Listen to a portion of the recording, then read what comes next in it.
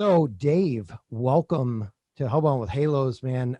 You touched base with me probably a few weeks back and wanted to get together and do an episode. And I had to talk to Shred and get some dates lined up and see what worked for you. But we finally made it work here. So, well, you're doing well. You have some interesting theories. I'd like to know a little bit more about you and where you came from, why this all started, and what your initial theories are, but we'll get into that in a little bit. So tell us a little bit about you. I grew up here in Connecticut. I still live in Connecticut, born and raised in Connecticut. Worked in corporate America. Started my own company, doing extremely well. And I was always doing a little truth seeking at the time. You know, it happened after, that event in New York on September 1st or 11th, whatever. And that's when I started really looking into things.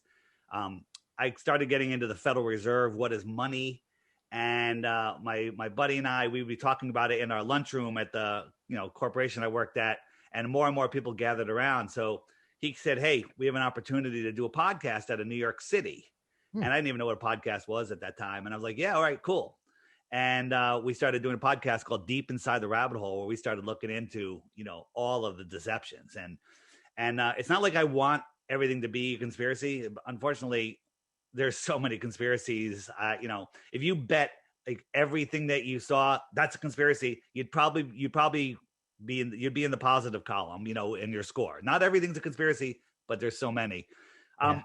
So in the third year, people started emailing me, "Hey, Dave, have you looked into flat Earth?" I thought that's the dumbest thing ever. Delete, wouldn't even watch a 1-minute video, ban people from our social media that asked repeatedly. And then I was forced to look, and I went in with the attitude, I'm going to disprove this nonsense. It's ridiculous. Everybody knows the Earth is flat. Boats over the horizon, seasons, sticks and shadows from Aristophanes, seasons, all of this stuff. And I was like, I started looking, and I was like, wow, everything got ticked off. And I'm like, there's nothing that supports the globe. There's no proof of the globe. And then I realized, holy crap, we're being lied to on a scale that is unimaginable for most. Most people are unable to wrap their minds around this one because it's everything they've been raised on. I mean, we were raised before we can talk about the globe. We had, kids programming, kindergarten, everything. It's all about the globe and the helio-nonsensical system, I call it. And it's hard to take someone's core belief and show them new information. A lot of people are just unable to handle it. But we're in a time of awakening now that's happened. I think I draw the line at 2012. And people are waking up faster and faster. That's why I love talking to guys like you. Before the show, you said, I absolutely think it's a globe, right? Yeah. So we are at opposite ends. There is no farther apart that we could be. But we're going to come together somewhere, and we're going to see what happens. Sure. Yeah. And that's why we have Shred here. And this will be labeled as a True Series episode. I think, and I said this obviously before recording as well, that Shred and yourself will agree on some things that we get into today. I don't know so much about the flat Earth thing. I do agree with you, Dave, however, that I don't like the word conspiracy anymore. And I'll tell you why, because it's been a lot, right? It's been hijacked. That's exactly it. It's been made into this thing that if somebody says something that you don't believe, it's a conspiracy, and it's immediately downplayed. And there's been so many stories and theories throughout time now that have been proven right. And you can't call it a conspiracy anymore if it's the truth. The funny thing is, one of the first things I was into was the spraying of our skies, the thing what people call chemtrails. And I was called every name in the book, conspiracy. But now you look, the patents are out, they admit it, they're doing it. And people they forget. They're just like, well, whatever, people, it was a conspiracy. Now it's a fact, and it's worse than people even can imagine. So it was actually in not too long ago. And I thought of Shred when this came on, it was in the mainstream news about cloud seeding. Just recently and I say recently within like this last 6 to 8 months. And I'm like, holy shit, see, it is real. And I believed Shred the whole time. It's been going on for a long time. Even, Bill Gates said he wants to spray the sky with chalk. Well, it's not chalk they're spreading up there. It's way worse than that. But everything that you're hearing about the spraying of our skies is a lie, because it's actually completely, there's way more to it than that. So, all right. So I got a question for you to kick things off here. And I'm sure Shred will chime in whenever he feels necessary. I've been flying. So I flew from Hawaii to San Francisco. And during that flight, it was not twilight, it was dawn. It was dawn. So when we were coming over the round ball in the sky, I saw curvature. Yeah. Okay. So I've never been to space. I haven't had the opportunity to look down and see whether this is flat or whether it's round. All I can go by is a picture that NASA gives us. Right. What's your explanation of that? Yeah. So that's a lot to unwrap right there. Let's get into it. It is. Neil deGrasse Tyson, who I call the high priest of scientism, he says that you can't even see the curve of the Earth from 127,000 feet. You're too low. Okay. I don't think you were flying at 127,000 feet. Here's a shot from a balloon without a distorted lens at 120,000 feet. And it's obviously clearly flat. When this is an actual photo, and then this is this is what Zoom won't let me delete. This is a actual painting. So when you're looking through a window, it has curved edges. That's one thing that will make the edges dip down a little bit and make you think you're seeing a curve. But that's not the real reason that you think you're seeing a curve. The real reason is it's the way our eyes work. And the way our eyes work is we see in the same direction, in every direction, the same distance. Perspective brings the sky and the ground together to it's so small that you can't just see the difference. So that's called the limit of your vision. If you zoom in with a camera, you can open that up and see farther. Okay. So when you're looking forward, 12 o'clock, you see this distance, 1 o'clock, 2 o'clock, 3 o'clock, you see the same distance. Lay that down. This is how we see. This is the limit of our vision because we can only see the same distance in all directions. Draw a line across it and you'll see a curve and everyone will say, oh, that's the curve of a globe. No, that's just the limit of your vision. You're seeing a flat circle. If the limit of your vision was the length of a string going from your eyes, you walk that string around, it draws a beautiful circle, and then your brain, your programming tells you that's a globe. Okay. Got anything to add to that? Well, I'm still just taking it You're all taking it in. Good. Thank you for listening. I appreciate that. Let's go to the flight though from Hawaii, yes, which is very interesting. So NASA, when we're going to totally destroy NASA at some point during this, they are in charge of all GPS. They're in charge of all radar. They are in charge of all flight plans. But occasionally something happens and there's an emergency and the plane has to land, right? And they find the closest airport. So here's a flight from Taiwan to Los Angeles, similar to your flight from Hawaii to Los Angeles. Okay. Yep. So this one's going Hawaii to Los Angeles. Actually, this is pretty accurate.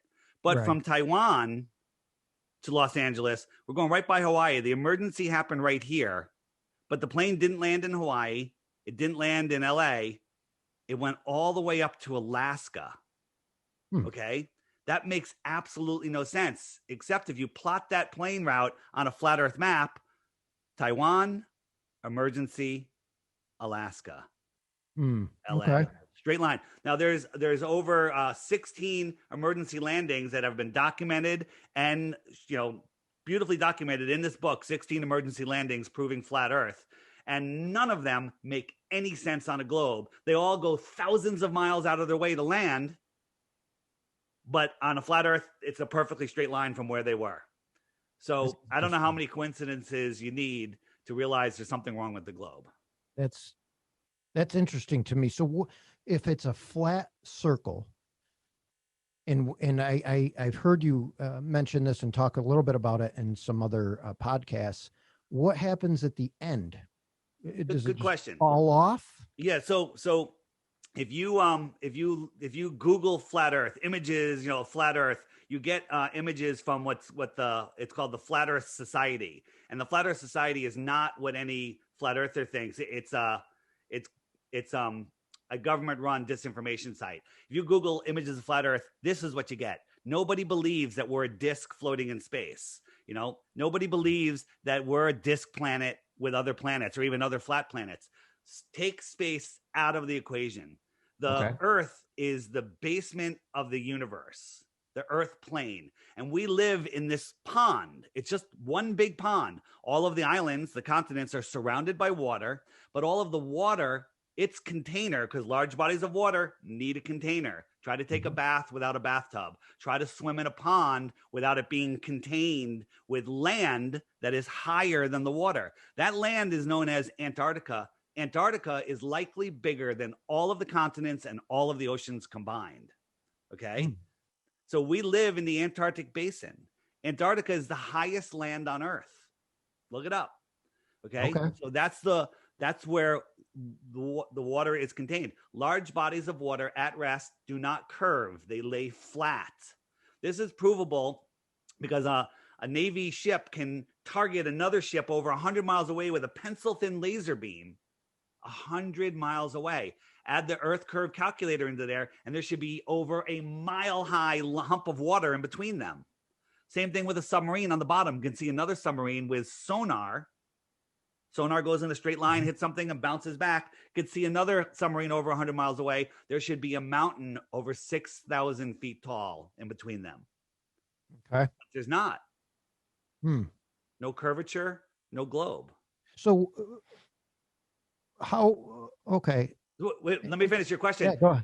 What's out there? What's out there? This pink line represents 60 degrees south. At this distance, you can't even see Antarctica. It's just an approximate position.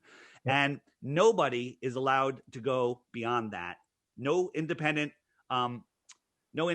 exploration. You can go on a vacation, cost you $10, $20, $30, $40,000 for a couple days. They'll take you here. They'll show you some penguins. They'll show you some icebergs. They'll show you the ceremonial South Pole out here, but you can't verify where you are because GPS doesn't work and neither does a compass.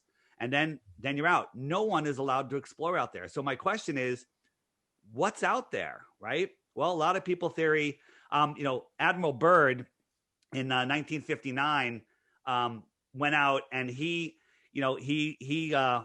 discovered that there's more land bigger than the United States filled with resources that no human has ever set eyes upon. But somehow 1959, when all the countries are fighting over resources, all of them signed a treaty that said nobody can explore Antarctica. You can't even question the treaty until 1941. It's the only treaty that's lasted this long, and you can't even question it. Okay. Why is that? And their answer was because we don't want to disturb the penguins. What? Right? But go ahead. Deforest the Amazon, no problem. No problem. But you can't even fly an airplane over Antarctica, right? That's insanity. That's insanity. So what's out there? Well, anything beyond 60 degrees south, we can only speculate, but I'll give you a good one. What if the Earth was set up like this? Here's our pond. Okay. Here's Antarctica. And then out here is more land. What's another word for more? Extra. What's another word for land? Territory. What would you call people that came from the extra territory? Extraterrestrials. And if this was the inner space, what would you call this? Earth. Outer space. Extraterrestrials come from the outer space beyond Antarctica.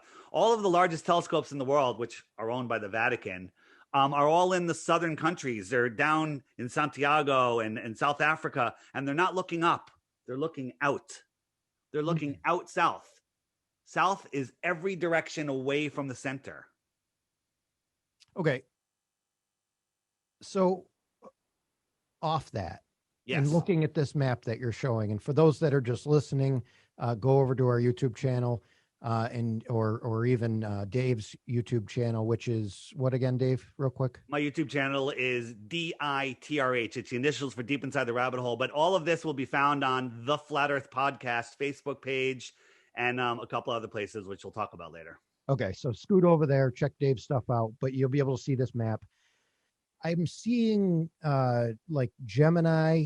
You had a Gemini thing up there, which I would guess would be the constellation or the mixture of stars or whatever we're seeing. Yes. I see you have Sagittarium. I see land masses in this map Right. that don't look like what I'm seeing in the sky. Well, these aren't in the sky. These are Or- on the Earth plane. Here's a map, which was a Japanese map discovered. It was printed in the New York Journal, now the New York Times, in the late 1800s, I believe. And it shows like 30 or some odd more continents outside of Antarctica. All of this is on the Earth plane. There is nothing in space because space doesn't exist. We believe that space is water, that there's water above us, and that we are inside of this bubble, inside a dome, if you will. Right? And everything that we see in the sky is within the Earth system, and it's rotating above the Earth. Interesting. It is super interesting. But And here's the thing. Hold on. So you just said the first thing you can't prove this now. Go ahead. And I can disprove this. Go ahead. Because what happens over time now is star alignment will change. You know what I say to that? I say, Go ahead. Cool story, bro. Not a cool story. I mean, we can absolutely prove this. This is absolutely proven. And we can prove this with artifacts that are here on Earth. What are you talking about? Polar reversals or No. So I'm talking about we can delve into some awesome archaeological finds that have happened on this Earth. And so in Mesopotamia times, okay, they would take certain objects and line them up to celestial objects. Okay, and these would happen on their solstice.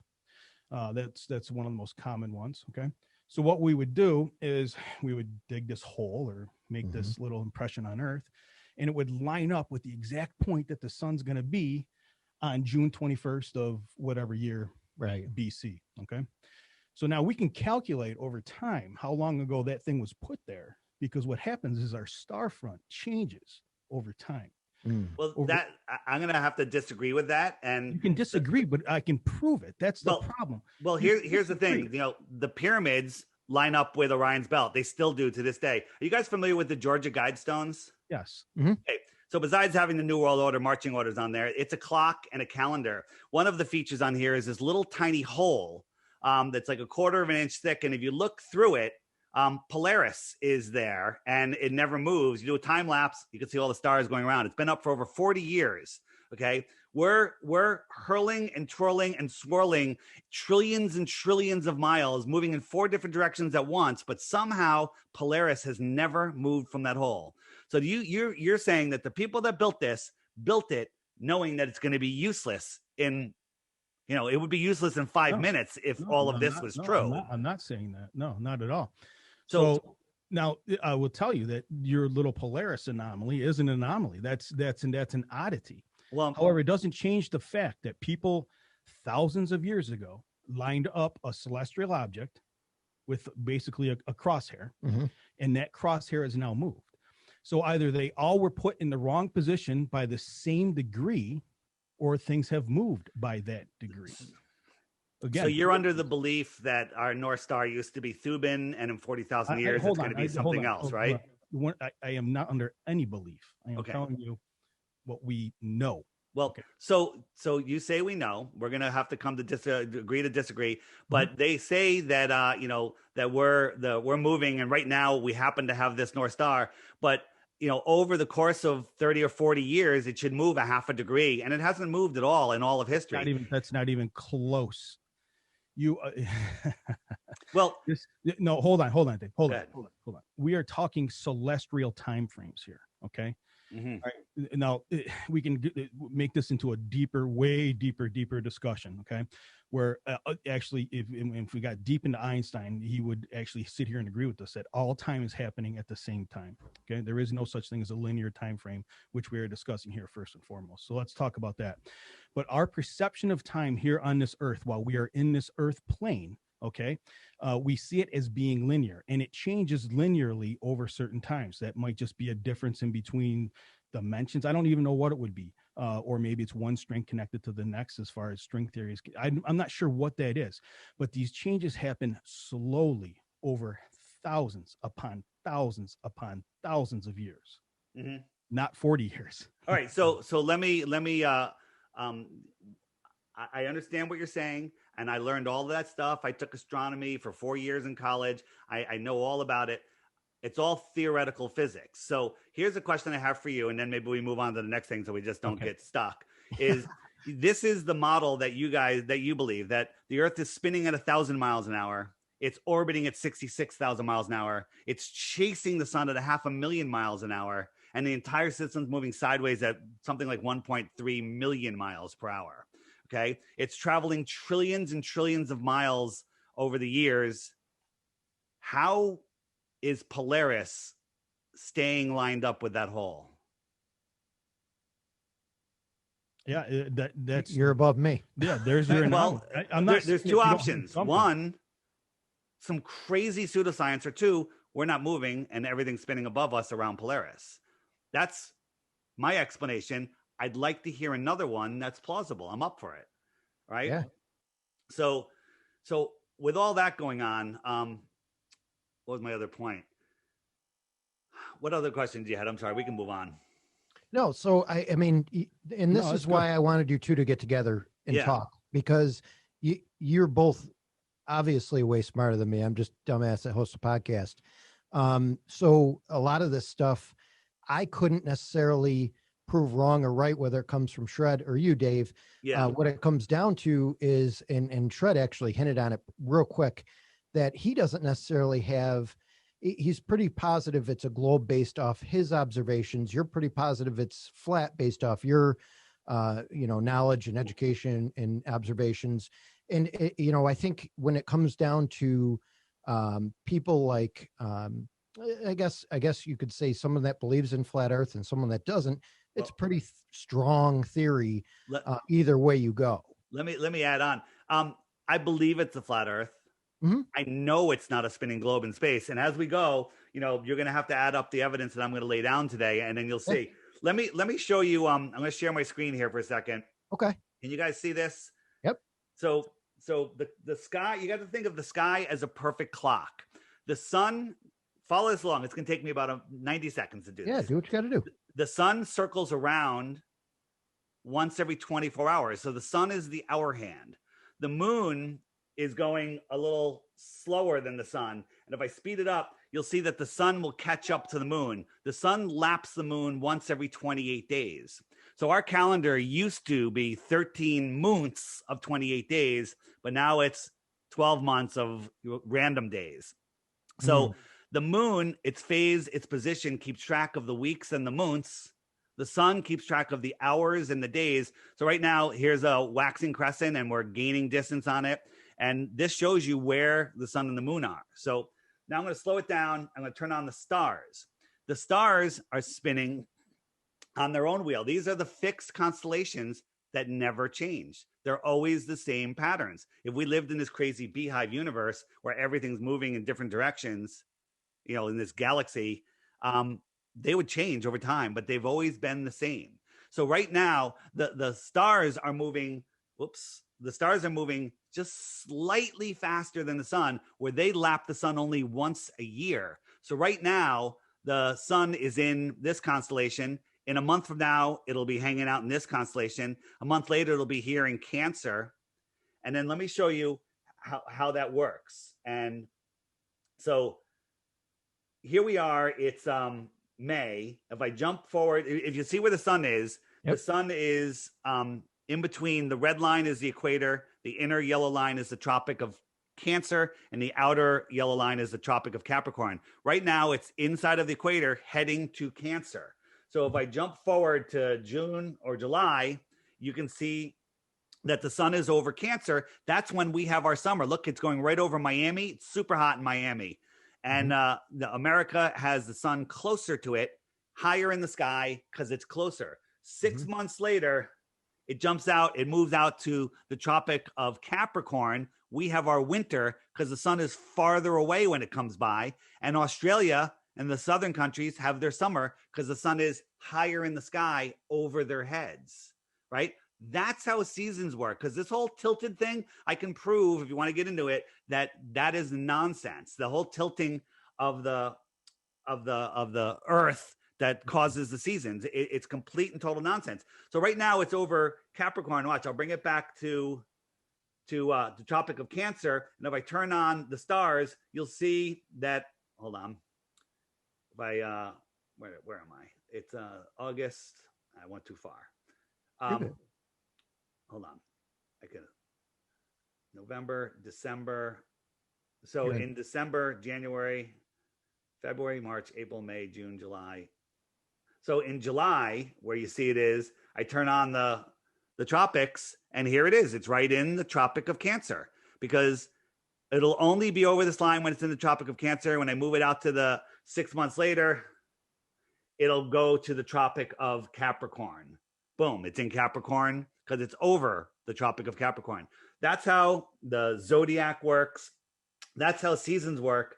And think about this. If you think about the heliocentric model, this is insane. So here we are. Here we have our globe. We have our United States is right here. Here's the sun. And when we're tilted towards the sun, that's when we have our direct sun rays and we have our summer. You with me? Correct. Yep. And then when we're tilted away, the sun rays are skimming over and they're spread out. They're not as intense. That's when we have our winter. Did you know that during our summer, we're 3.5 million miles farther away from the sun? And during our winter, we're 3.5 million miles closer to the sun. Okay. I did not know that. Okay. They don't teach you that because it's insanity, right? And then they say it just has to do with the tilt of the earth. Well, you got to remember, tilt works this way, tilt works this way. So when the earth is rotating, it's coming and the sun is rising. So America's right up here right now. So at sunrise, the sun is as low in the sky as it could possibly get. The most severe tilt, 89-degree tilt. Okay.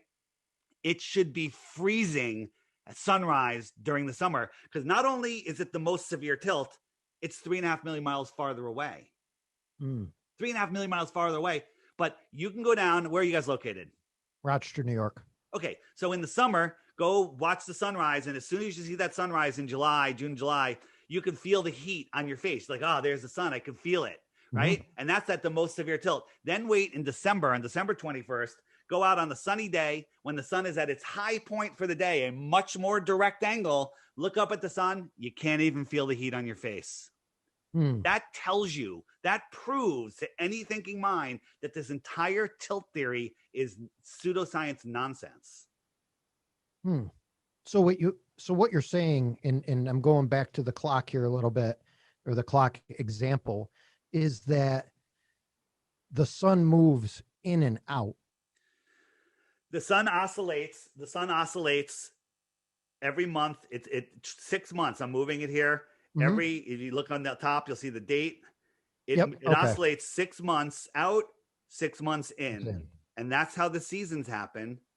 And it makes perfect and total sense. Imagine two airplanes 10,000 feet in the sky paralleling each other. One of them's over your head. One of them's 50 miles to the south. The one over your head is your summer sun. And the one 50 miles to the south is farther away. It's lower in the sky.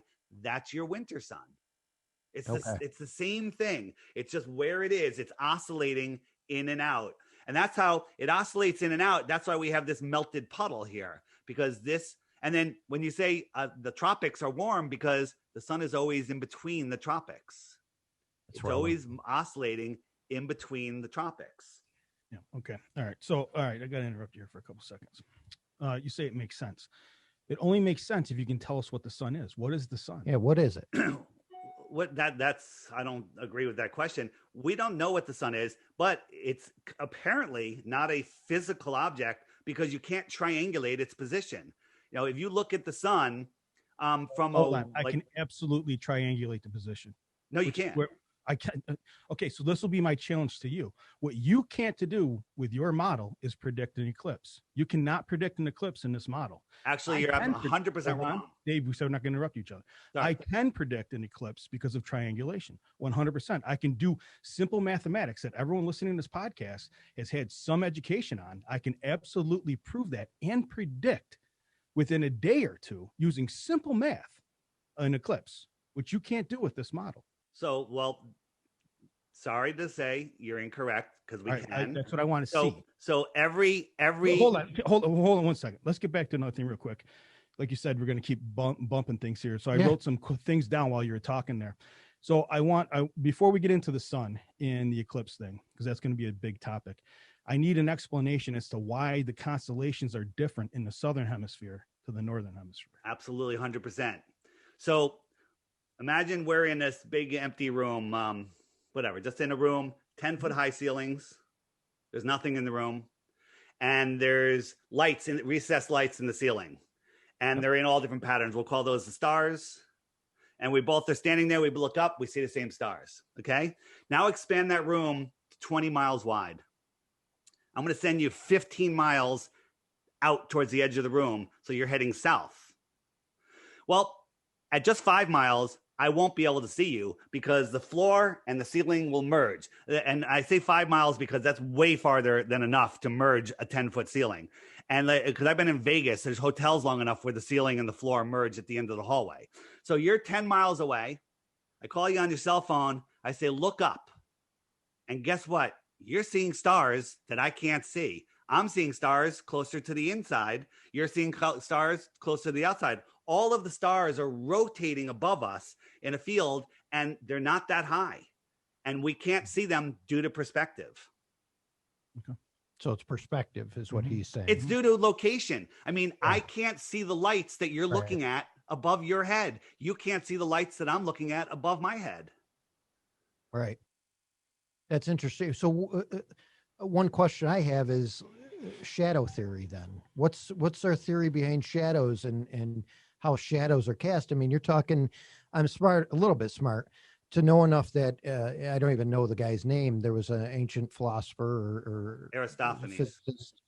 That's who he was. He ran the stick or the string from X point to Y point, and the sun cast a different shadow from that string. Let me correct the story for you. Yeah, you're so good. The story was in Said, he noticed on a certain day of the year, he could see the sun's reflection in the bottom of a well. That proved to him that the sun was directly over his head. And yes, he is correct.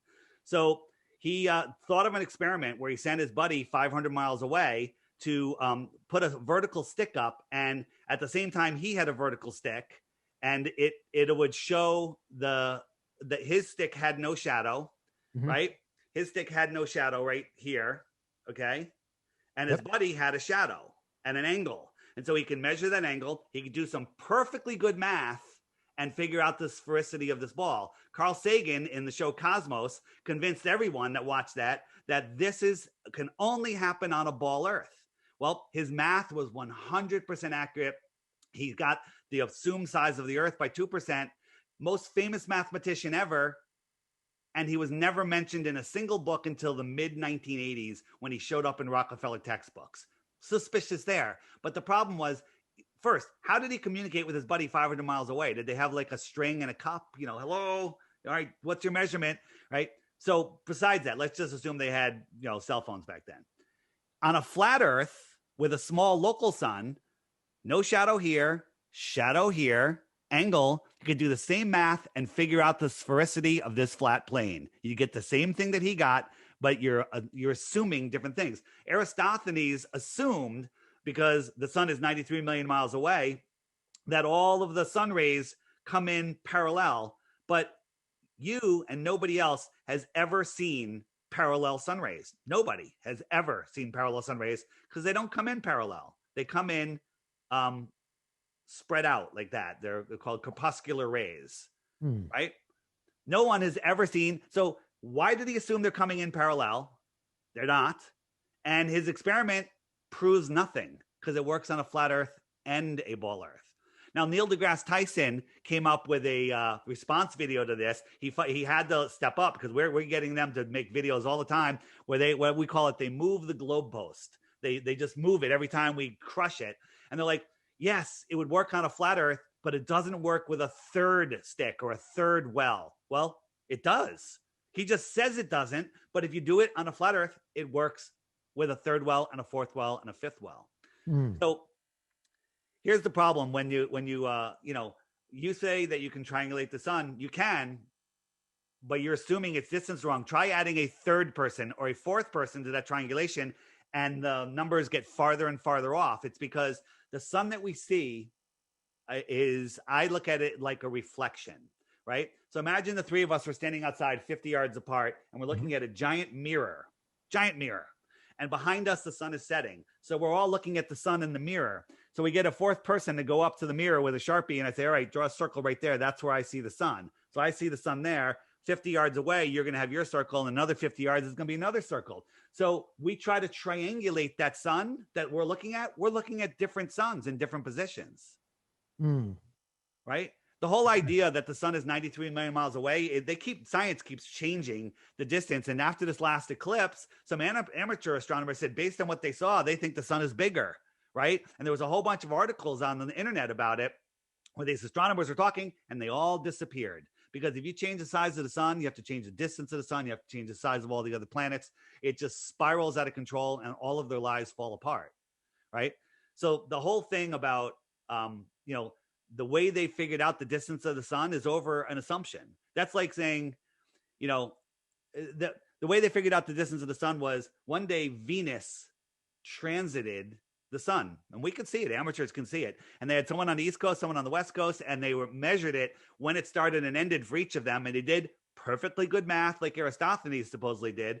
And they calculated the distance of the sun because Venus is almost the same size as Earth. That's how they figured it out. Well, how did they figure out the size of Venus? Venus could be the size of a beach ball, okay? We don't know what Venus is. And also, when it transited the sun, it was a little transparent. I don't know if you guys saw that. When you're looking at it with a solar filter, you can see through Venus. So that was out a couple of weeks ago, right? That hit the news or whatever. What was that? The X-ray of Venus. I think I didn't see that, but our consumer optics have outgrown their lies. So when we look up at the star Arcturus, this is what it looks like. It doesn't look like the nonsense that NASA shows us. And if we look at the star Capella, this is what it looks like, right? Sirius, this is what it looks like. So what are these things that we're seeing? They kind of look like they're underwater to me. I don't know if you guys have ever seen the experiment Star in a Jar, if you just Google that, where they put sound waves focused into a jar of water, and these little suns appear in the water. The little sparks of light will be in the jar that look exactly like a sun. Interesting. I want to try that. It is super interesting, man. Well, so there's a lot to take in here. Oh, so dude, this is so deep, but there's nothing that I'm going to be able to tell you or say to you, because you're just going to think that everything that we've learned is bogus. Because that's a good point, and let me address that. Yeah, go ahead. You're gonna throw things to me like quoting, like I can't quote somebody that's dead, because if there's no, like, you're quoting Einstein, you're quoting Copernicus or whatever. Copernicus supposedly didn't even have a telescope. It's our history is a lie. Did you know that in the 1920s, ready?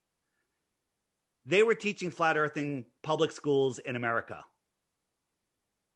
We're told in our books that the Greeks figured it out 2,000 years ago.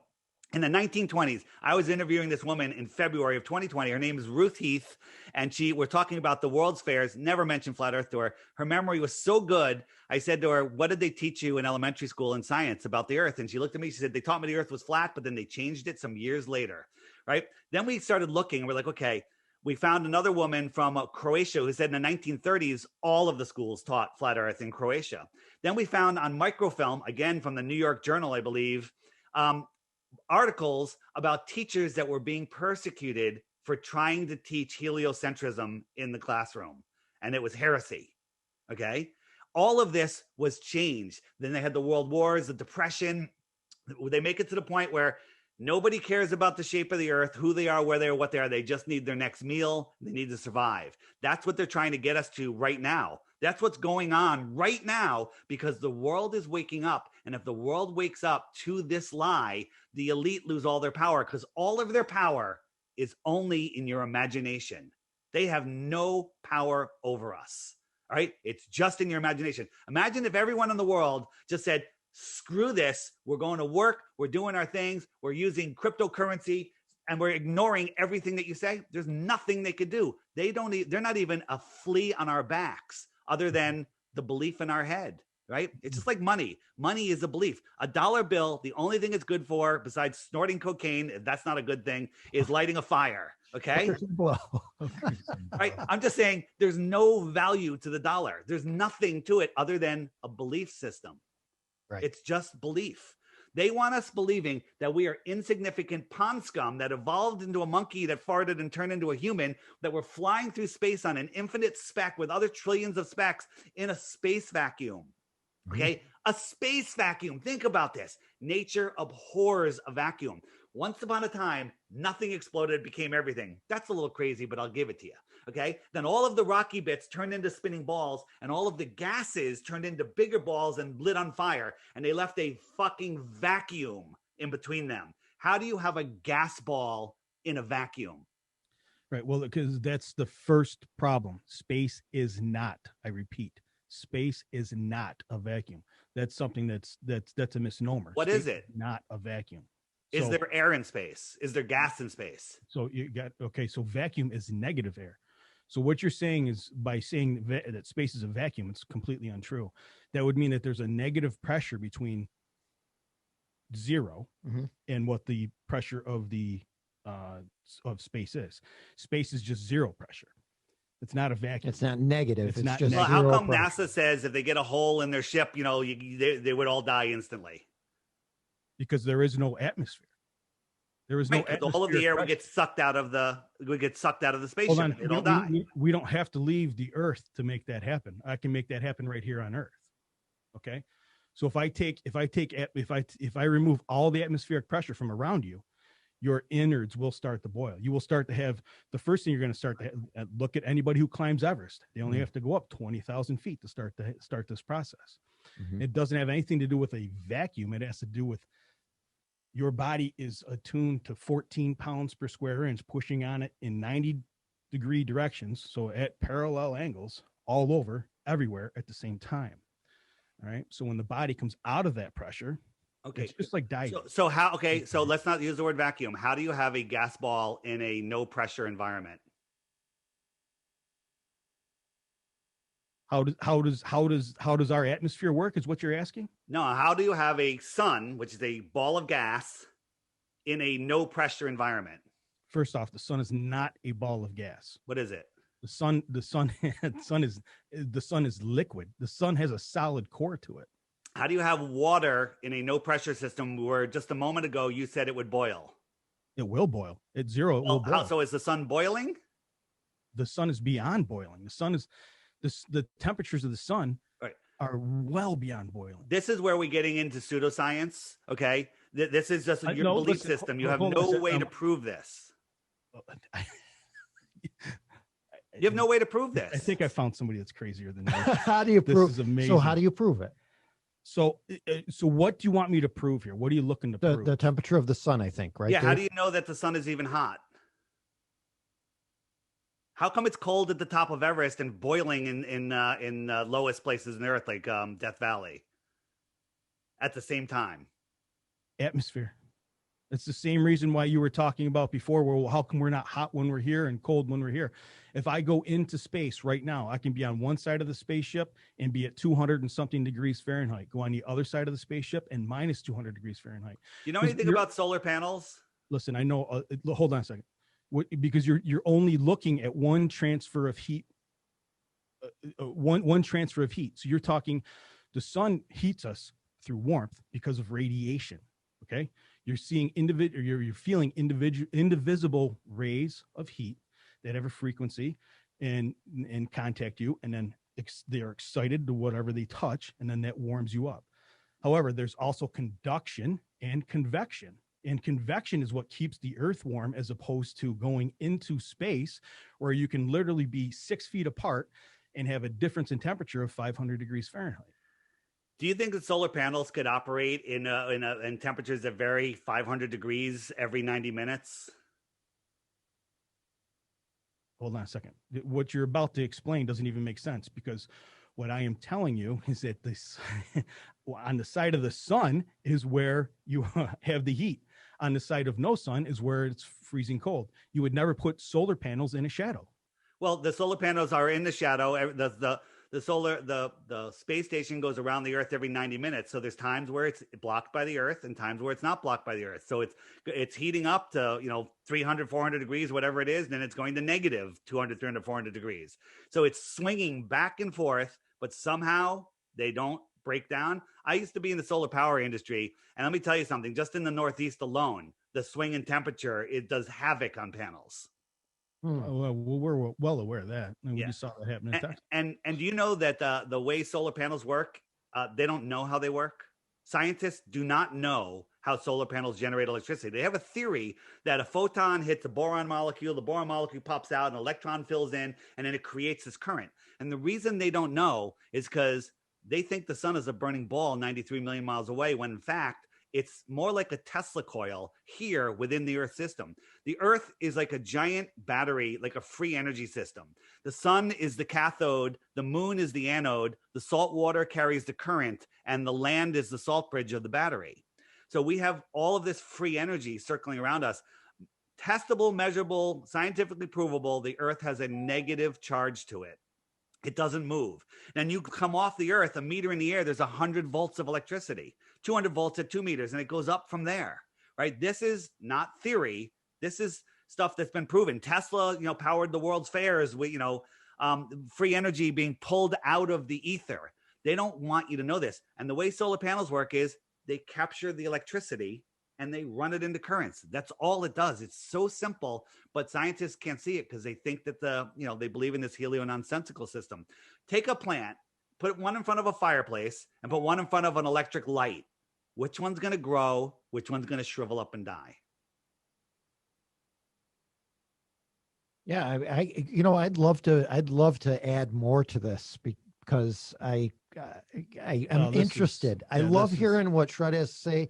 I love hearing what you have to say, Dave. The problem with this, Dave, is that you have to forget everything.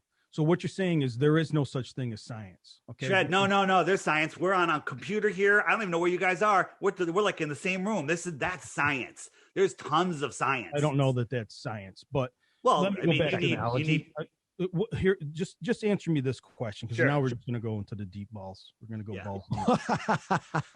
So, all right. But again, all you're going to come back with is, we can't prove that. All right, let me tell you what. Well, that's why I said before.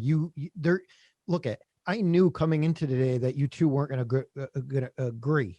I knew it. That's okay. Listen, we're having a great conversation. Yeah, absolutely. No, it's fine. But I'm totally open to it. Right. I mean, you are. You've questioned me on a lot, or you've opened my mind to a lot of questions that I want you to answer. But let's get to this. This is what I want to know. All right. So we're just going to sit around and drink beers right now, and or maybe bourbon. I don't give a shit. Maybe Toke. I don't. Whatever you do. Okay. Right. So we're just sitting here. We're having a good conversation, looking up at the stars, and we get into a conversation that basically says, all right, so if I look at anything, so I'm touching a desk right here, touching the microphone. If I look at anything, if I delve down into this, as far as I can delve down into it, if I get down to the atomic level, at the atomic level, what I'm going to see is an electron, or excuse me, a nucleus with electrons spinning around it. And that electron is a reaction of proton and neutron, which we call the nucleus, and then the electrons spin around, and that gives it its character. Mm-hmm. If I blow that up to the next size, I can keep getting bigger and bigger and bigger and bigger and bigger. So basically, we know that, or we don't know, I guess this is just in the theory. It's an atomic theory that everything is built on this atomic structure of electrons revolving around a nucleus. If we blow that up on the grandest scale that we know, we get our solar system. Mm-hmm. When I was in school in the 1990s, all right, there was no other planet system. But I theorized at that point that, hey, if our sun has planets around it, all these other stars have to have planets. So in their electron theory, you got the nucleus and you got electrons spinning around in all these different directions. Why do all of the planets stay on the exact same plane around the sun? They're all over the plane. So are they all chasing the sun on its circular orbit, staying on the same plane rather than going around in all these different directions? Hold on, they do always keeping up. Hold on. No, they do go around.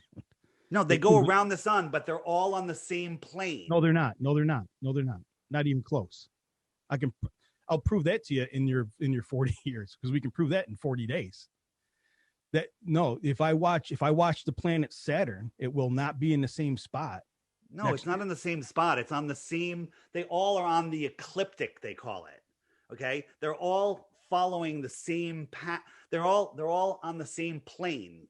Okay, they're not going around in 3 dimensions. They're all going around flat.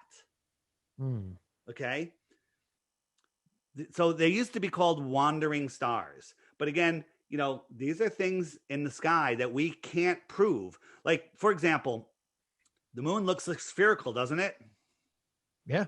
Okay. So I'm going to show you 4 moons. I'm going to show you 4 moons. I got my daughter. Hold on a second, Dave. I got my daughter a telescope. Yeah. For Christmas. Nice. We looked up at the moon. Yes. I've looked at it 3 times because we live in shitty Rochester, so I can't. It's always fucking cloudy here. I look up at the moon, and I've seen it in different aspects, different craters. I've seen amazing, right? In different spots. So what's going on there? Again, the moon is the biggest mystery of all. Why does that rock 238,000 miles away affect women's menstrual cycles? Okay. Well, you got right. That's it. The moon is the biggest anomaly of all. How come when there's a new moon, no one's ever seen it? When it goes new, nobody from any angle, from the space station, from an aircraft with infrared lenses, no one has ever seen it in less than 42 hours, I think it is. It's almost 2 full days. Well, when the moon is new, the earth shine should be lighting it up. Well, people can say, well, the moon's new. It's always near the sun's blinding you. That's why you can't see it. Okay. What about a total solar eclipse? During totality, if you were on the moon looking at the earth, you have a full earth, like a full moon. The earth is 6 times bigger than the moon, and I would argue it's a little shinier than the moon. Its earth shine should light up that moon so we could see it. With an infrared lens, with a regular lens, with your naked eye, you should be able to see it. Just like when we look at the moon, a full moon, we're in the middle of nowhere. The full moon is bright enough that we can read by it, right? We could read by this full moon. How is this dusty, dirty ball sending light 238,000 miles away where it's this bright, where it casts shadows on the earth? Does this look like it's reflecting that amount of light? And if you use the inverse square law of light, the lumens are in the trillions of lumens it would need to be to look this bright. It's insanity to believe any of this. Yeah. So before we run out of time, and I can go as long as you guys want. I'm happy to keep on going, but we got to touch on NASA, right? You guys believe in the International Fake Station, right? Or space station. Oh, wait, back to the moon. Okay. I'm going to show you 4 moons, and you have to tell me sphere or not sphere, but really quick, because the hand is going to pick it up really quick and show you. Is that a sphere? Yeah. Okay. Well, it looks like a sphere, but it's half a sphere. Okay. Is this one a sphere? They all are. Yeah. They're all spheres. One of them. Okay. Yes. I agree. That looks like a sphere. The third one, but it's not. It's flat. Oh, because it's got, yeah. Is this one a sphere? It is. Yep. They all are. Okay. This is a cup, not a sphere. So what I'm saying is we don't know what the moon is, and neither do you. Well, okay? I'm not disagreeing. They're spherical. They're spherical. Well, one of them's flat. So I'm not saying I know what the moon is. Again, the moon is the biggest mystery of all. Biggest mystery of all. So the International Space Station, how come we don't see any land? Huh. I've never looked at it. What do you mean, why don't we see any land? How come we don't see any land? Because they're going over an ocean. What are you talking about? That's a good answer. But the answer is it's because we're easily fooled. This is not from the International Space Station. This is from our front yard. We've got a solar panel. We filmed the sky and we turned it upside down. I'm just showing you with zero budget how easy it is to fool anybody. Right? I'm sorry for fooling you, but I'm just showing you. No, I'm totally fine with that. Yeah, that NASA is fooling us all the time. If you look, they were bragging that they had they got some fresh food up there. They had a fresh lemon. They were playing with the lemon and it bounced off the wall. But if you zoom in, there's a problem. This is an augmented reality image. Yep. And you could see. So why is NASA faking things floating in the air? Why are they faking it? I've seen some videos of guys on wires too. Oh, yeah, plenty. So why are they faking it? Why would they fake it? Here's the one. She's talking to kids. This is a ball filled with helium, so it floats just nicey nice. This is an augmented reality object. Here it comes again. They even put in this little beam and a beam noise when it showed up. Why are they doing that? Are they mocking us? But it's called augmented reality. Mm-hmm. That's how they do stuff. Here at the end of their press conference, all of a sudden, everything that was floating glitched out and everything else remained the same. Right? These guys are flipping their hat and their microphone around, and this guy goes cruising by in the distance to make it just more believable. I zoomed in on him. You can see his harness, his wires. Okay. Sometimes they use wires. Sometimes they're on a 0G plane. These are both the 0G plane. Okay. And they fake this. This is all, it's all, why would NASA fake this? Right. The only thing I can think of, honestly, Dave, and again, I'm dumb, is stop saying power. You're dumb. You have common sense. Right. They want you to believe nonsense. Well, I don't. And even if you went back and listened to our Truth series, I'm a firm believer in a lot. I've heard about the 0G airplanes. Yeah. I only have to think that if this is true, or anything, if the international fake station's really fake, it's got to be a power thing. It's got to be, like you were alluding to earlier with the elite, and want us just as their minions, and they could care less if we're gone. My biggest question to all of this in general is why, other than power. Yeah, so it's about control. So you're in Rochester. What if we put a fence around New York and said you can never go outside that fence? Well, Andy Cuomo almost did. We just did. Yeah, well, pretty much. So what I'm saying is they're making it. You put a fence around the United States. Put a fence around the equator. No one's going to be happy. Humans, I want to go to the other side of that fence. So they couldn't put a fence up around Antarctica. They just had to make you believe that it's too dangerous, too cold. All these documentaries about how horrible the conditions are there. And so they put us on a ball. You remember the Truman Show with Jim Carrey? Mm-hmm. The True Man Show. He goes, I want to be an explorer. The teacher pulls down the screen. She goes, oh, no, there's nothing left to explore, Truman. It's all been explored. That's what they want us to believe. They put a fence around us.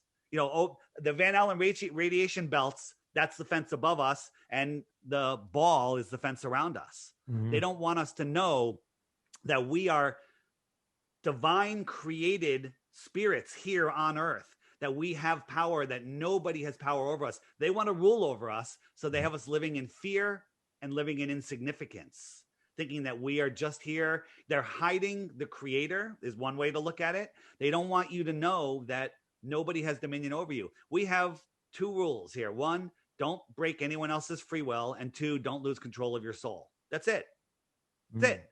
We're here having this experience, expanding the mind of creation, and just having a good old time. But they don't want us to know that. They don't want us to know that we're free.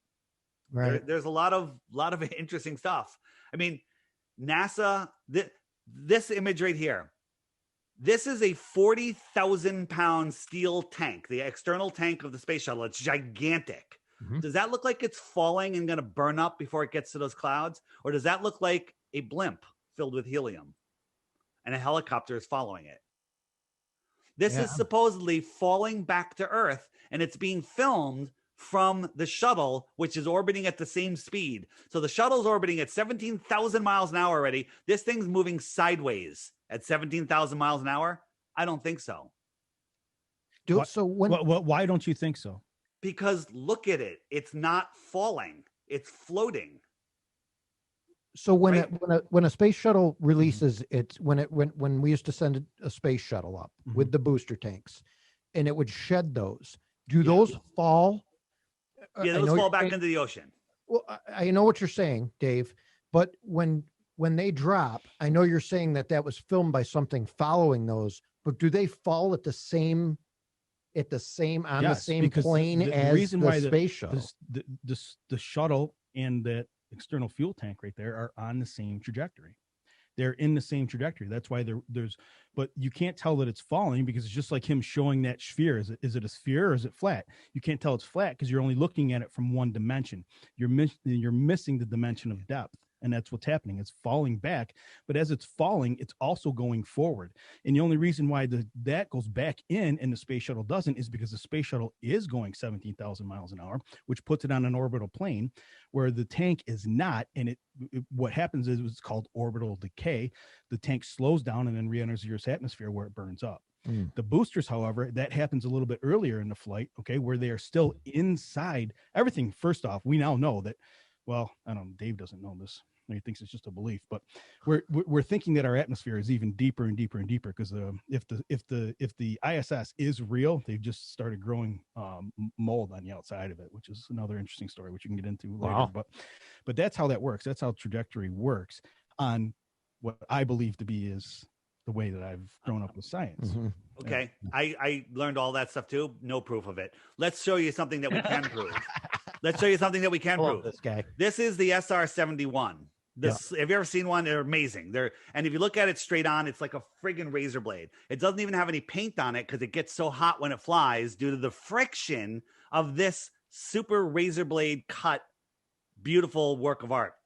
And it heats up to like 500 degrees. It goes Mach 3.2. Any faster, it starts ripping apart, which is happening right here. This was damaged because it was going too fast, and that razor blade edge started to ripple. Okay. So that's Mach 3.2. This friggin' garbage can blimp goes Mach 25. Yeah. Okay.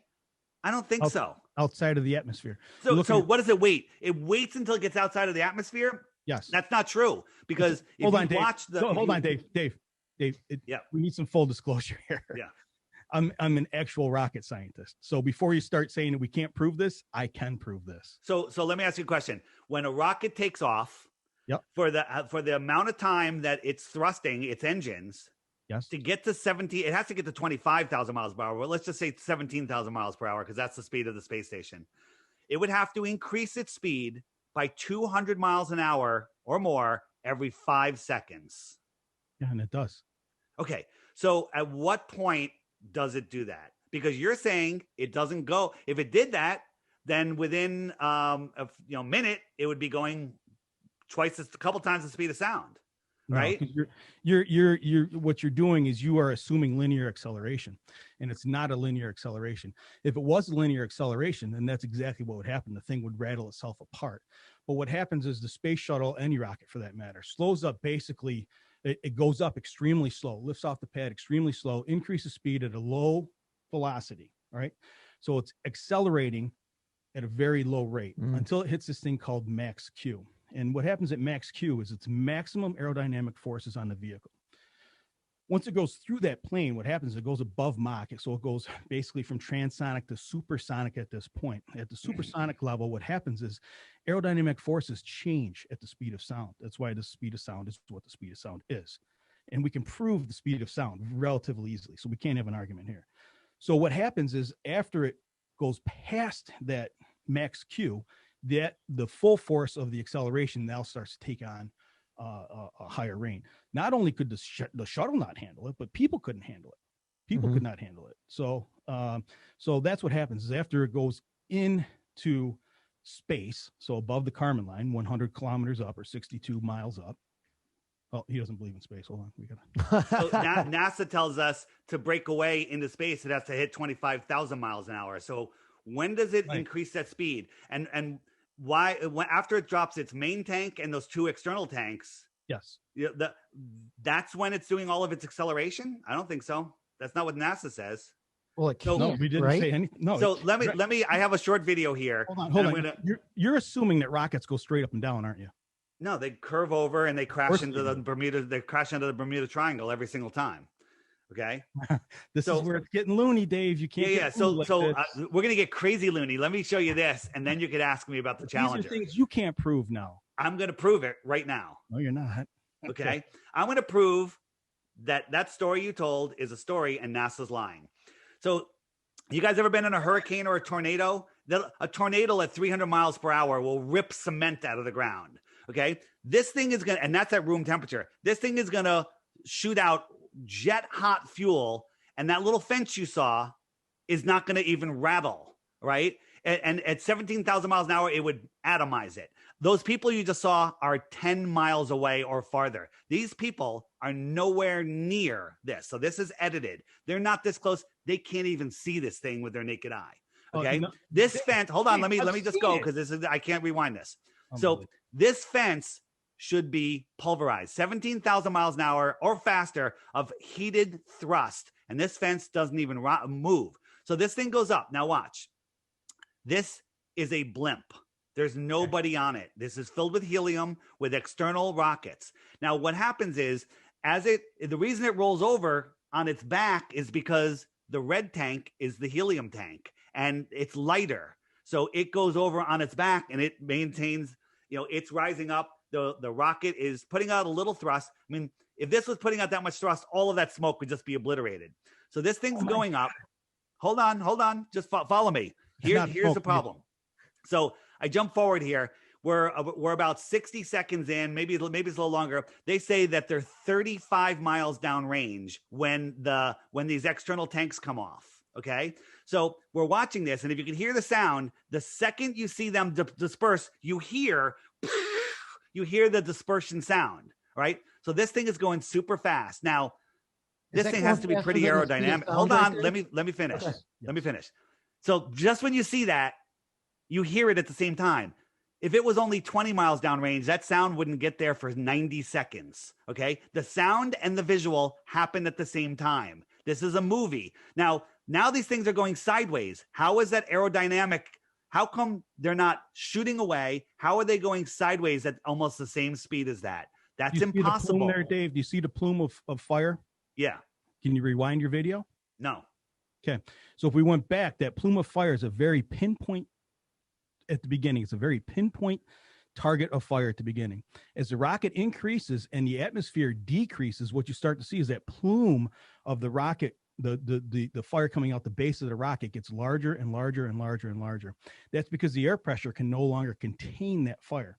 Mm-hmm. So when those things come off, the air pressure is so low that there's minimal drag. So why on if you just Google space shuttle launch, you'll find this video. Why does the sound and the image happen at the same time? Because they've done it with audio, Dave. If you were there watching this, it doesn't happen that way. You literally see the rocket. I'm telling you, like more than a minute in the air before the sound hits you. If you were there and actually. So why is it? On the video that NASA shows us, why did they edit in the sound? Because they edited the audio for audio visual purposes. Okay, that's a cool story. Cool story. We're gonna have to disagree on this one, but that's all right. Oh my God, no. Go to Florida. Listen, SpaceX. Listen, we've had many people there. You can't get close enough. No, you haven't. No, you haven't. You don't have to be close. You can be downtown Daytona Beach and see this. What do you mean you have to be close? What you see is a rocket curve up, levels out, and goes down into the Bermuda Triangle. So you believe this is where credibility is lost here. This is where you believe that they are sending something up. Not to space. There's what it is, but it's not actually going into space. It's coming back down to Earth.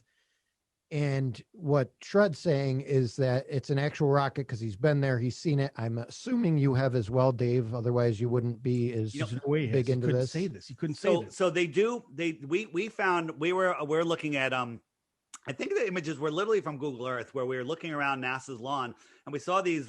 They look like lights, and like these. Wow, these must be the lights that they light up the rocket with at night. And then we actually could see the label and the serial number on it. We looked it up, and it came from a holographic imaging company, a holographic projection company. So here is a SpaceX launch, which is 100% CGI. That's not SpaceX. Well, who is this? That looks like EVI. All right, whoever it is, sorry, forgive me. I got my fake space agency wrong, but this is completely CGI, and then there's a glitch that happens. The entire top half of the rocket disappears. And this has happened more than once. It happened on a SpaceX one. It happened on a Blue Origins rocket. And this is because it's a projected hologram. That's one thing one way they do it. So this happens often. And then they pull their video down, but we've already downloaded it. Okay. All right. Listen. Hold on. See, now you get to something that's semi-plausible. So you're saying that this is a hologram in the sky. Well, yeah, this launch was. So other launches, sometimes they launch miniatures, sometimes they launch helium balloons, but they never launch anything with a rocket on it. Listen, before we get off the space shuttle, you guys have to ask me, what about the Challenger astronauts? Yeah, I'm well aware of that conspiracy. Yeah, where they're still alive. The conspiracy is, here's the conspiracy, that all of these astronauts, these 6, have identical twins that have the same name, same birth date, use the same name, sound like them, look like them, and they had identical twins. And they all work for universities. And for some reason, none of their twins showed up at their sibling's funeral. Weirdest thing ever. Right? I haven't heard this one. That's pretty interesting. And how about this? Heard anything about that? What answer A or B? Did these guys were just the first 3 guys that went to the moon and came back, or were these guys just informed that their dog was shot? Yeah. So worse. These guys are the guys that found out that we'll agree on this, that nothing is real. That's what they've just found out. Yeah. I agree with that. Just found out.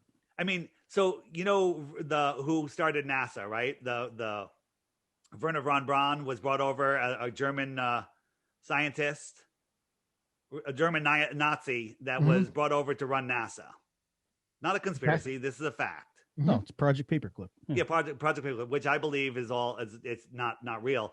On his on his gravestone, he had Psalms 19:1. The heavens declare the glory of God, and the firmament showeth his handiwork. Well, the firmament is the dome. So why is he talking about a dome over Earth if he's a rocket scientist? But here's the weird thing about him. In 1957, he wrote a book called Project Mars. It's about a group of people that went to Mars and started a civilization there. And the leader of that group was named Elon. Love it. That's almost Elon like Musk a month ago sent a tweet out. This is his rocket that he's taking people to Mars in. He goes, I want to redesign it. I want to make it pointier. Okay. They're mocking us. They're mocking us. How many coincidences do you have to believe to realize the entire world is a stage? You know who said the world is a stage? Shakespeare. Yeah, Shakespeare didn't even exist. Okay, he's a made-up character. Okay, so the guy that says the world is a stage it's a stage. It's all made up. This is history. Is his story. That's interesting. We got to get this guy back on. Minus the rocket stuff, which is just, you go too far there. I can't. Yeah. Well, I can't. Come on. Here's Space Command and here's Starfleet Command. Is this mockery? Right. Oh no, 100%. Yeah, 100%. There's a lot. I'm not going to ever disagree with that. Yeah, I think there's and again, I mean, we're a little approaching an hour and a half into this, but I think what the general consensus is you guys both have your theories. I don't have a theory, so I like listening to it all.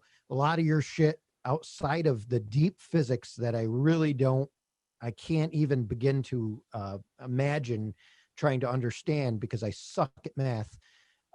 Actually, you have a lot of great ideas and points. Can I show you how we just because the big one is sunsets? That was the one for me. I'm like, how about the sun setting over the ocean? That makes no sense. True. So let me show you. And I did an experiment. I'm going to walk you through it. Okay. And just think about this. When there's a spotted cumulus cloud day, they're all sitting on a cloud deck. You look up, they're 5,000-10,000 feet over your head, whatever the height is. Mm-hmm. And then if you look out over the water or over, a flat area, within 25, 30 miles, the clouds appear to be touching the horizon. Mm-hmm. You with me?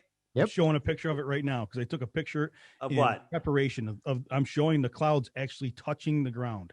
Yeah. And that's just due to perspective. The sun is lighting up the cloud from underneath now. Yeah, no, that's not true at all. That I understand. We have a whole bunch of videos about that. It looks like they're lighting it up from underneath. But again, no, Dave, I took this picture. Yeah. Yeah. Okay. We took this picture. Okay. We took this video. What are you seeing here? Oh, it looks like it's sitting right in the clouds. Yeah, I love it. Yeah. Clouds above it, clouds behind it, clouds in front of it, clouds below it. Okay. That doesn't make any sense in a heliocentric model. Okay. So So again, the optical, we have a whole series of videos showing why it appears the sun is lighting up clouds from underneath. I can show you, and you'll start to see. So just the clouds above us, clouds 30 miles away, look like they're touching the horizon. I'm talking noon. The sun's above the clouds. Yeah. So just due to perspective, it looks like the clouds are sitting on the horizon. Okay. So here we go. Here's my flat earth kitchen counter. It's just dark. And I have this line that's level that I've shown is level. And I'm moving my sun across it with a camera that's filming from the same height as that line. And you can see that it's going straight and level. Here is an obstacle. You can say this is mountains. It could be cloud deck. It could be the atmospheric, just opacity. But the sun never goes below that. Okay. Now I'm going to show you what it looks like with a camera on the counter, on the flat earth counter, looking up. This line looks like it's going down. Okay. But it's a level line. I just showed you that it's level. And as it goes beyond this, due to perspective, the sun sets. Now, if this was 30 miles away, it would be at your eye level and it goes down below it. Now I'm going to show you what it looks like with a real sunset. Okay. At the same time. Okay. So look right over here. Yep. So here is the real sunset. This looks like the horizon, but here's the cloud deck of opacity. I call it the atmospheric deck of opacity. And the sun is setting below it, just like here. It looks exactly the same. This is all we're seeing. It's how we see. It's how our eyes work, right? And then here is a video of the sun going away. And I put these clouds in. This is our cloud deck. Mm-hmm. This one is merged with the horizon. So once it goes beyond it, it just looks like it's setting below it. But it's not. It's just going beyond it. And that's how we see sunsets. Now, here's another one. On a super cold day, had my drone up, and I'm looking at the clear, cold, no humidity. And I watched the sun went from up here in 5 minutes time. It went down, down, down, down, down. And if the earth was spinning, it would just keep on going. But it didn't. It went down to here, and then it stopped. Now, this is sped up 2,500%. It sat there for 10 minutes. And instead of dropping down like it should have, it just got so deep into the soup that it disappeared and its light could no longer push through. What model? What is this, heliocentric? This is real world observation. If the world was heliocentric, the sun would have just kept on going down, but it stopped going down. It just sat there. So this is just a regular camera view. This is a Hasselblad 4K camera watching the sun. It went down, down, down. And then when it gets to the point where it looks like it's going to set, it just stops and then it just fades away. So now I had friends down at the beach at the same time that they said they saw the sun set from the bottom up 10 minutes earlier. And they did because they saw it go beyond which basically it was just land in the distance, and the land has trees above their eye level, and the sun just went beyond it. Just like here's the sun, and right. If it just goes, whoops, here it goes. It just goes away. It looks like it sets. That's due to perspective. Right. Okay. Yeah, I totally get the perspective thing. Yeah. So that's what we're seeing. That's what we're seeing there. Here is a glass dome sitting on a blanket, so that it's sitting on the earth plane. And if you were inside this dome, you see this little sun go by. I'm just moving a light across the top of it in a straight line, just like I did. And you'll see it rises, it gets to the top, it sets, and it never goes below. It stops and it fades out. Now, if I bring it back, it'll appear on the horizon. There it is. It'll rise up through the day. Beautiful day. I'm in the middle of this dome. This is my atmospheric dome. Mm-hmm. And then it'll go down and it never goes below. It just fades away. Mm-hmm. That's how we see the sun. We live in a fucking dome. We're like the Jetsons. Didn't the Jetsons live in a dome? Listen, I'm not this far off from you, Dave, because I truly believe we are in a matrix. So well, that you know what? I'm not far off from. I use the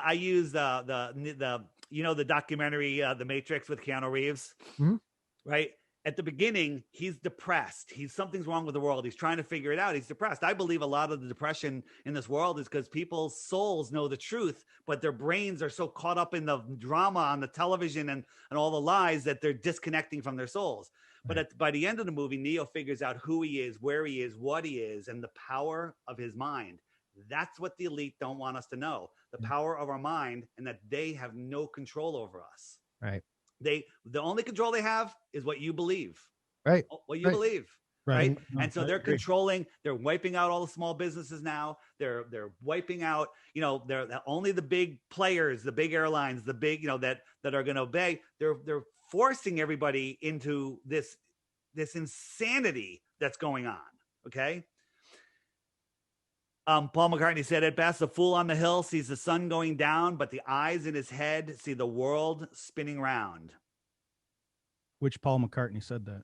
The fake one. Hey, we agree on something. Oh no, I agree on just about everything you said. The space thing, it's tough for me to swallow because of my background. But here's the space station, yep. Right? Parts built by different countries, never tested on Earth, never assembled on Earth, sent into space, assembled in space, and there's not a single photo or video of it being built.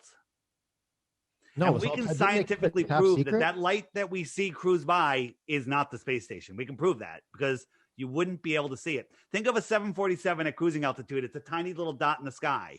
If you doubled the height of a 747, which is about the same size as the space station, you couldn't see it. Its angular size would be too small. The space station is 50 times higher. 50 times higher. Scientifically, mathematically, you can prove its angular size is too small for you to see. Forget about it. It's fake. When you see that light go in the sky, what it is, it's an old B-2 outfitted bomber, re-outfitted, where parts of the wings are built with transparent stuff, and it has LED lights on the bottom of it. It's nonsense. We'd be able to see the LED lights? What's that? We'd be able to see the LED lights? That's when if you have go get an ISS tracker on your phone, and there'll be times like late in the day where it comes over. Yep, and I saw it, and you see this light. It's brighter than any star, bigger than any star. It just moves across the sky. Well, its angular size and brightness are scientifically provable that you couldn't see it at that distance. You couldn't. Yeah. You can't see a 747 at 10 miles high. The space station is 250 miles high. Okay? Mm-hmm. Forget it. They're lying about everything. This is an animation. This is a cartoon. Okay. There's not a single photo or video. This would be the most videoed construction project ever if it was true. Yeah, you'd think. I mean, I know people that have worked because we have Kodak here, or we had whatever they are now, Kodak, in Rochester. And I know of people in particular that worked on parts for the Hubble telescope that they were sworn to secrecy. Like they couldn't say a damn thing about any of this stuff. Yeah, the Hubble telescope. Let me ask you a question. Makes you wonder. Is this the Hubble telescope, or is this a can with the label peeled off of Del Monte beans and a soda can wrapped in tinfoil? Yeah. Okay, and it's supposedly 3,000 degrees up there. What metal and electronics and mirror lasts in 3,000 degrees? Right. Yeah. Wait, and check this out. If you watch like a Nova show, just think about this. They talk about these giant telescopes taking these deep space images, right? And these telescopes are mounted on cement pads that are like 10 or 20 feet thick, because if a technician walked by during one of the exposures, the vibration of his foot could ruin the picture, because the light, it would vibrate the lens just a little bit, right? So this is what they tell us. Are they forgetting that the Earth is spinning at 1,000 miles an hour, orbiting at 66,000 miles an hour, and chasing the sun at 500,000 miles per hour? Does none of that motion matter when they're trying to film something in the distance where the vibration of a footprint, of a footstep, could ruin the picture? This has another problem, because it's doing all of those motions and it's falling around the Earth at 17,000 miles an hour. Okay? How the fuck is that going to take a picture of anything? Right? I don't know. This is such nonsense. It's above my head. It's unbelievable, man. It's unbelievable. Yeah. Like, I can't fathom how I believed all the bullshit that they taught us in my life. Once you see it, you have to literally say, okay, it's easier to fool somebody than to convince them they've been fooled. But once you let go of all of the fucking ego and all of the bullshit, and you realize, okay, what I'm saying about, space time and that's pseudoscience, can't prove it. Let all that go. Just look at the physical stuff. We can see too far. Water lays flat. You can't have high pressure next to low pressure without a container. Okay. All of these things, you can prove the earth is flat. It's it. What is this place? Why are we here? What is our purpose? I don't know. I think our purpose is to expand the mind of the creator. We're here in a friggin' amusement park. It is matrixy, fine, right? And we're here with our souls. The currency of this world is souls. And the fucking evil bastards that are running this place are trying to steal your soul. And your soul is protected with layers and layers of love and care and desire and motivation, all of these wonderful things that make us human, while they're trying to take fear and all of that and drill through those layers. Because once you lose hope, once you lose, you caring and you're depressed, you expose your soul, and that's when they can steal your soul. Whether you sell it to them, whether they steal it, whatever it is, this is all a spiritual war for our minds. 100%. I agree 110%. Yeah, I think, and Shred said it before on past episodes about how you see some of these celebrities that have, quote unquote, and he said it on here, that have sold their souls to the devil. Yeah, 100%. So, it happens. Dave, we're about an hour and a half in. I do want to have you back on. Yeah, let's do this again. Let's delve a little bit into other things though on the flat earth. I think we're happy to do it. Yeah, I think we're beating a dead horse. Obviously there's theories, there's science that you both feel you're correct. We're not going to change minds. Hey, check it out. I'm on the space station, zero budget. I'm on the space station. Prove me wrong. Yeah. Prove me wrong. Looks good. No, I told you, I've watched videos of people on strings. I'm just saying the science behind how. Why are they faking it? Why are they faking it? Why are all of the agencies in the world that run the world using a fucking flat Earth map? Okay. Yeah. How are we spinning in all of these directions, and we have lakes that lay perfectly flat, but the water bulges 14 miles high at the equator? Okay. All of the stuff they tell us is nonsense. How can this selfie that the rover took look exactly like a hill in Greenland? Okay. They're lying. They're lying to control your mind. Can I ask you just one more thing before we go? It's just a curiosity. You can ask me another one, though. All right, I'm going to ask you a second one. What are meteorites? Yeah, so meteorites. Think about this. We're told that like the Perseus meteor showers, which happened in August, I think. The Earth is passing through the through the path of a comet where there's all this leftover dust, and these things come in and burn up. But since we're traveling billions and billions of miles, how come every year in August on the same date, we go through the same trail? What is that? What is that trail following us to? So what are meteorites? Well, if you look at meteorites, if we're on a ball and you're like here, meteorites, they come down. That's how we see them. They never come up from the horizon. They never shoot up. You'll see some going across, but never going up. If we're on a ball, they'd be coming from all different directions. And then the whole idea that, we're happening on the same date every year to go through that same path, that's nonsense. So what are meteorites? You have to look into sprites. And if you look into the electric Earth theory that I was talking about, the Earth has a negative charge. The dome has a positive charge. Well, there's all sorts of electrical interactions. So meteorites are something that's coming down. I don't know. I'm not up there, but they're not rocks falling from space. Okay. That's interesting. Very interesting. Dave, where can people go see your stuff again? I know you said it earlier in the episode. It'll be in the show notes as well. Yeah. But what's your website? So the best place to, if you really want to learn about this, and I'm offering a Bitcoin for anybody that can come up with one proof of the globe, is check out the Flat Earth Sun, Moon, and Zodiac Clock app by Blue Water Bay. There's already a Flat Earth Society one out there by the same name on the Android store that, like, sometimes you Google it and theirs will come up, not mine. Mine is the highest rated app in the store. It's $3, $2.99. Less than a half a beer or coffee, and you don't piss it away in 20 minutes. You have it for the rest of your life. Every day there's a new featured video on it. And I say, watch the video every day for 2 weeks, short ones during the week, longer ones on the weekend. And then at the end of that, if you still think the Earth is a globe, what you do is you click the question mark and up come all the questions. What about eclipses, which we never got into? Right. And if you click what about eclipses, up comes videos that YouTube will hide from you. They don't want you seeing these videos that explain that the official story of eclipses is nonsense, right? So check that out. And then my website, Instagram, and Facebook page are The Flat Earth Podcast, theflatearthpodcast.com. Mm-hmm. And my YouTube channel is DITRH, the initials for Deep Inside the Rabbit Hole. And on a final note, just as you were talking about eclipses have been predicted long before anyone knew the Earth was a globe. Antikythera mechanism is a calculator that shows eclipses repeat every 18 years. So all you have to do is live for 18 years, and then you can predict all of the eclipses. So you guys probably didn't know that they repeat every 18 years. Don't we have another one coming? 2024 years. Yeah, it's called the Soros cycle. There's 2 cycles that the eclipses go on, but they repeat every 18 years.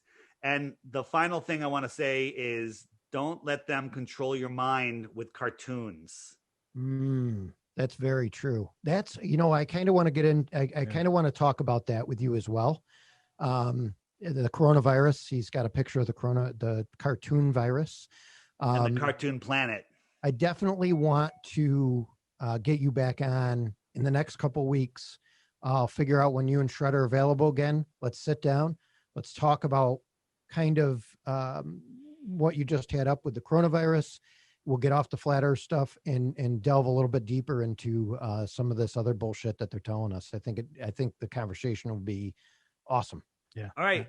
Thanks, man. Dave, thanks for coming on. We'll talk to you soon. Fantastic, man. All right, thanks brother. for coming on. Thanks for having an open mind and just look into this. Get the app. Trust me. Problem is, Dave, I'm worried about saving kids, and I ain't got time for this flat earth. Well, here's the thing. Here's the thing. I agree with you. I'm with you on that. But here's the thing. If we get our world back from these psychopaths, how long are we going to be able to hold on to it, not knowing where we are? Because those bastards know the truth of this world. And if you're lost in space, spinning out of control, living in fear, you'll never gain your true power. So that's why I'm pushing this message, because we'll never be able to take this world back if we don't know what the hell it is. Yeah, I'll tell you what, though, this crazy thing fits the Bible. Yeah. On the app, 200 proofs, not 200 proofs. There's one video called 200 Proofs that the Bible, is a flat earth book, but there's all of these biblical videos on it. Amazing. I never lead with the biblical stuff because if you're not a biblical person, then it means nothing. But the Bible backs up all of this from page 1, Genesis. No, I was thinking about that the entire time we're sitting here. Dave, I think a lot of this, and I know you go by Flat Earth Dave, but I'm pretty sure that a lot of what you do delves a lot deeper than into flat earth. I do. If you really want to see what I do, check out stoplookthink.com. Bottom right here is biblical flat earth. You hit that puppy, up come great videos that will just entertain your entire day. And you'll be like, wow, you watch a bunch of those and you're finished. You're done. You're a flat earther. So cool. Get ready. All right. Dave, thanks again, brother. The next time we get together, you can title the show 3 Flat Earthers Have a Discussion. All right. Hey, you have a wonderful day and we'll talk to you soon. All right, guys. See you. Thanks. The Flat Earth Sun and Moon Clock App, a dynamic new app to teach family and friends about where they actually live. The sky is a perfect clock. The sun measures the hours and days. The moon measures the weeks and months. The star constellations measure the seasons and years. 12/12 or 24-hour clock face, or go hands-free. The Flat Earth Sun, Moon, and Zodiac Clock app with new added features. World Time. See what time it is all around the flat Earth. A true Earth compass that shows true navigation across and around the flat Earth plane. Weather. Tap for detailed local weather information. Know what phase and where the moon is at all times. Watch the sun travel between the tropics for the seasons. Select an amazing background. Add your own or have the app change it to a new one automatically every time you use the app. Add a countdown to your next big date. Learn the truth about our world with the featured video of the day. web button for additional flat Earth related features, from the mythical curve calculator all the way to Tartaria. While talking to friends, easily pull up pictures that expose the globe lie and shine light on the flat Earth truth. Video playlists in different languages. See the real trade winds circling the flat Earth, and clean screen features. Simply click off the items you don't wish to see. The Flat Earth Sun, Moon, and Zodiac Clock app is the best tool to show your friends and strangers how our flat Earth actually works.